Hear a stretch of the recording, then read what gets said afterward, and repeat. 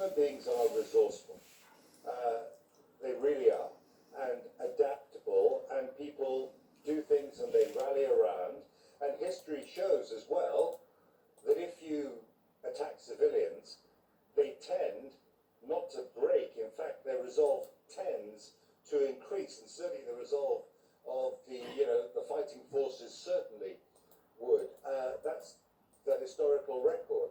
So, while things are the way that they are, there is a lot of resolution in this place. Now, what is been a very effective tactic for the Russians in their activities in Syria, which I've seen quite a bit over the years since they intervened there in 2015, is that they, along with their Syrian regime allies, of course, and others, militias, they'd besiege a city or a town that they wanted to reduce. They really would seal it off, and then they'd hammer it. And then the combination of appalling levels of shell fire, airstrikes, and starvation worked eventually. Sometimes it took a long time, but it worked, and people eventually surrendered. Now, there's a big question in this place. This city, Kyiv especially, has enormous significance for Russians. President Putin himself has spoken about its importance in Russia's cultural and religious past. And so, the question in my mind, and a lot of people's minds here, is would he do to this city the things that he's done to cities which are mostly inhabited by Muslims in the Middle East, rather than a place like this with sacred Orthodox shrines in it? Jeremy Bowen talking from Kyiv, and we also saw Yana Hakim there in Lviv.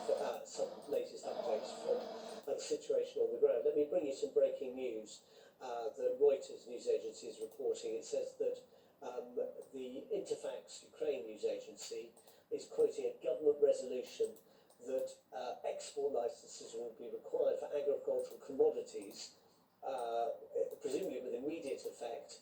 That means wheat, corn and sunflower oil, to prevent them being exported. Of course, they are huge revenue suppliers for Ukraine, but Ukraine fears imminently being cut off of all supplies of raw materials itself.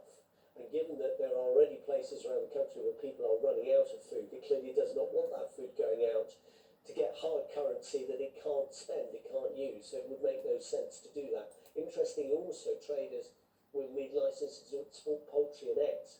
And here we're talking about poultry and eggs not being exported, something as basic as that, something that, small holdings, farms up and down Ukraine. I've been to Ukraine, I've seen how many of those there are.